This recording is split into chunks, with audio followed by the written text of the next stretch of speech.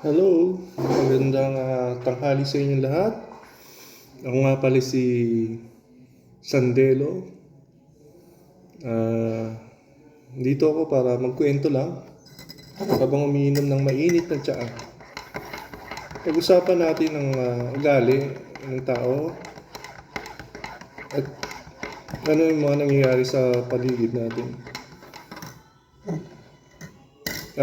Lumaki tayo ng mga bata pa tayo. Sa simbahan, sa eskwelahan, sinasabing maging mabuti, mabait kang tao. Yun ang laging pinaaral sa atin. Ngunit iba sa outside world. Kasi paglabas mo, mahina ka. Panay halimaw ang makakasalamuha mong mga nilalang dito sa mundong ito. Mga tao na hindi mo alam kung anong galing na meron sila. At kung ikaw ay sinasabing patuloy na magpapakabait, pwede mo magpakabuti. Pero pag sinabing mo mabait, parang handa ka magpaapi, ay lalamunin ka ng buhay ng mga nilalang dito sa mundong ito. Tapos marami rin sa atin na sinasabing galit sa demonyo, galit sa masamang espiritu. Pero ang totoo, sino ba nagpapahirap sa atin? Nagpapahirap sa atin kadalasan yung mga taong malalapit sa atin. Ito may katrabaho, kapamilya, kaibigan. Sila yung sinasabi natin bakit nahihirapan tayo, di ba? Kaya mahirap mabuhay kung hindi mo alam kung paano maglaro. Laro dito sa mundong ito. Kung lagi na lang yung mind control, kung ano yung tinuro ng simbahan, yun ang laging nasa isip mo. Sabi, panay Bible, pero mga tao hindi naman alam ibig sabihin ng Bible. Marami pa na nangyayari sa mundo na hindi natin alam. Mga religion, politics, mind controlling. Ginagawa natin mga bayani, mga politiko, nag-aaway-aaway tayo dahil sa kanila. Kaya nga sabi ko, paglabas ng mundong ito, hindi natin alam. Paglabas natin sa school, sa bahay, sa simbahan, ibang mundo na ang kinaharap natin, mga halimaw na. Sabi nga, tulad ng mga politiko, pinagtatanggol natin sila. Nag-aaway-away. Pero sino ba nagpapahirap sa mga tao, di ba sila? Pero yung mga totoong bayani, hindi sila nabibigyan ng pansin. Sino ba mga totoong bayani? Nagbibigay lang ako ng tatlo. Ito for my sa akin lang naman to. For my own opinion lang. Una, mga OFW. Ano ba ang ginagawa ng mga OFW? Nagsasacrifice sila para mabuhay ang pamilya dito sa Pilipinas. Pangalawa, magsasaka. Nagtitiis sila sa hirap para may mabili tayong pagkain. Pangatlo, maliit na manggagawa. Sila yung naghihirap para maservisyohan tayo sa pang-araw-araw nating transaksyon o ginagawa dito sa bansa. Pero sila'y mahihirap. At sabi nga na iba na mga halimaw sa mundong ito, pag mahirap, tamad. Pero pag ang politician, VIP, pinapalakpakan, pinupuri, hinahangaan. Pero yung politician, ninanakawan niya yung tatlo. Sino yung tatlo? OFW, magsasaka, maliit na manggagawa. Ninanakawan niya para magmukha siyang bayani. Isa pa, ang religion. Ano ba ang religion? Religion ikukulong nga niya sa turong paulit-ulit na wala namang authority. mula sa mga lupon na siyang nagkaroon ng authority sa batas dito sa lupa at sa langit. Malalim na usapin niya, pero pag naintindihan niyo yan, ay maunawaan niyo yung sinasabi ko. Sinasabing spiritual sila. Spiritual, na totoong spiritual, yung nakakapanggamot, yung nakakapag-alis ng mga masamang espiritu, yung may kukwento ko ano, hindi lang buhay dito sa mundo, kundi buhay din sa ibang mundo. Ibang mga nilalang dito sa mundong ito. Hindi yung sasabihin sa'yo, makinig ka lang sa kanila, maniwala ka na sila ang sugo. Sila na yung totoo, sila na yung makakapagligtas sa'yo, mapupunta ka na sa langit. Totoo bang mapupunta ka sa langit? Samantalang ang kaharian, sabi ibababa dito sa lupa. Tapos ikaw, pupunta ka sa langit. Ano ba yung langit? Yung tahanan ng Ama sa langit, mga anghel.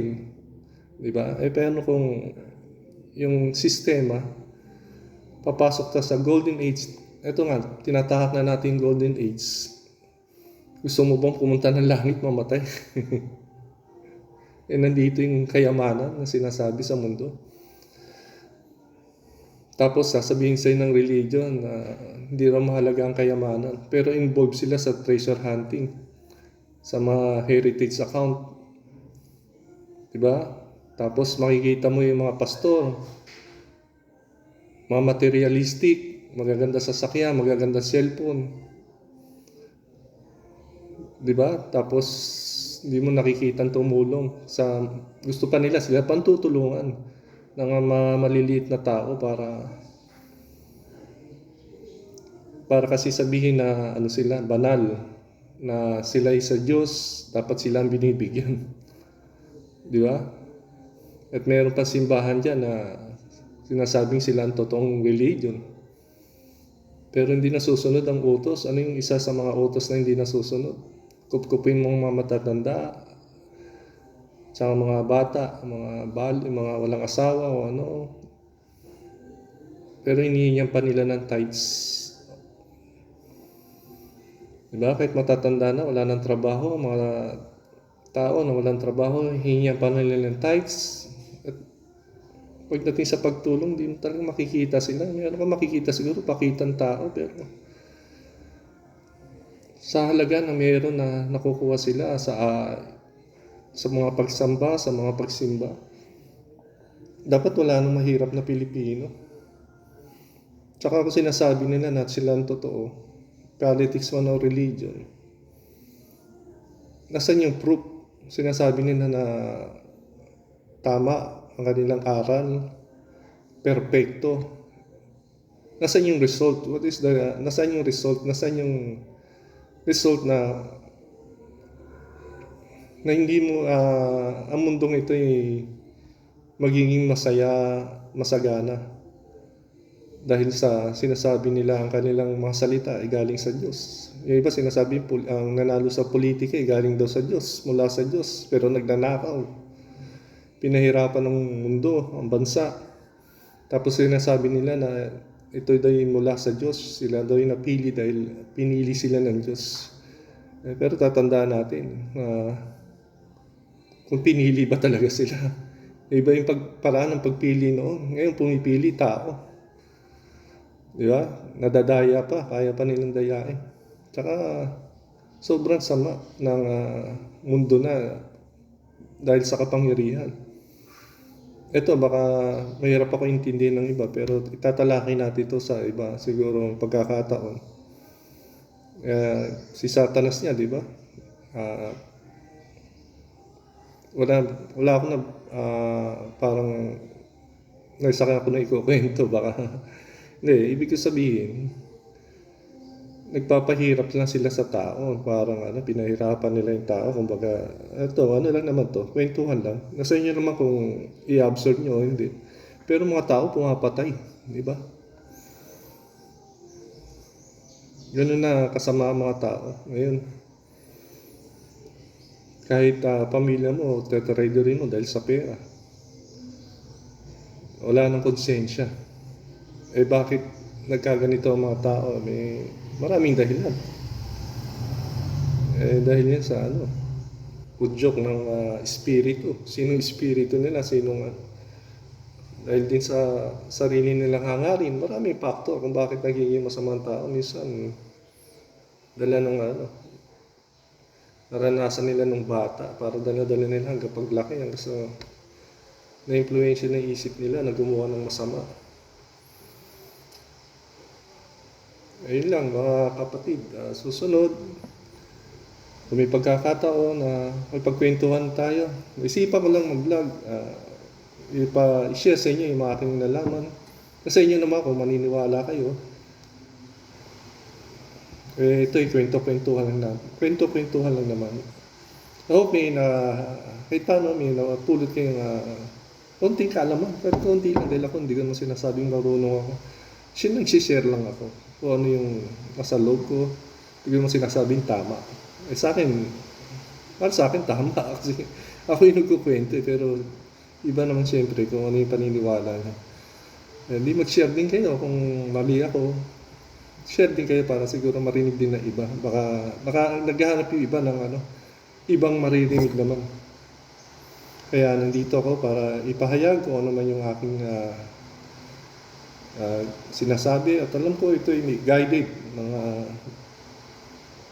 na mula sa taas ng liwanag. Ayun lang. Kasi alam mo naman kung sa inyo naman yung kung anong paniniwalaan, di ba? Sige, maraming salamat. Magandang araw sa inyo. Pagpalain tayo lahat.